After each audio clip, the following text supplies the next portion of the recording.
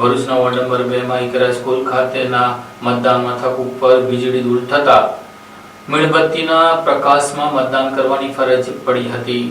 ભરૂચ શહેરમાં નગરપાલિકાની ચૂંટણી માટે મતદાન પ્રક્રિયા ચાલી રહી છે ત્યારે વોર્ડ નંબર 2 માં આવેલી ઈકરા સ્કૂલ ખાતે અચાનક વીજ પુરવઠો ખોરવાઈ ગયો હતો। મતદાન મથક પર થોડાક સમય માટે અંધકાર છવાઈ જતા ગૂંચવણભર્યો માહોલ સર્જાયો હતો। જો કે આ પરિસ્થિતિમાં પણ મતદારોનો ઉત્સાહ ઓછો થયો નહોતો। મીણબત્તીઓનો વ્યવસ્થા કરીને મતદાન પ્રક્રિયા યથાવત રાખવામાં આવી। મતદારોએ પણ કોઈ હચકાટ વિના મીણબત્તીના પ્રકાશમાં પોતાનો કિંમતી મત આપ્યો। આ સમગ્ર ઘટનાક્રમ દરમિયાન વહીવટીતંત્ર તથા તાત્કાલિક વ્યવસ્થા ઊભી કરવામાં આવી જેથી મતદાન પ્રક્રિયામાં કોઈ વિક્ષેપ ન આવે। ઘટનાએ સાબિત કરે છે કે પરિસ્થિતિ કેવી પણ હોય લોકશાહી પ્રત્યેની જાગૃતિ અને ફરજની ભાવના લોકોમાં અડગ છે। અંધકાર વચ્ચે પણ મતદારોની આ જાગૃતિએ લોકશાહીને જીવંત રાખવાનો સંદેશ આપ્યો છે।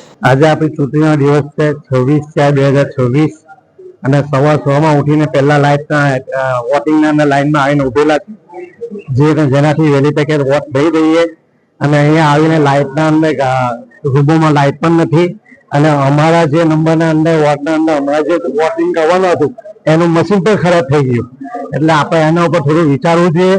ગવર્મેન્ટે એના ઉપર થોડું વિચારવું જોઈએ કે જેથી નાગરિકો પોતે લાઈનમાં આવીને ઉભા રહે, નાગરિકને સહુલત રહે, નાગરિક પોતે વોટ આપવા વાળો વોટ દેવા વાળો એ પોતે એનાથી ટેન્શનોમાં ના રહે, પૂરી રીતે સારી રીતે વોટિંગ થાય એના ઉપર થોડું ધ્યાન દેવાની જરૂરત છે।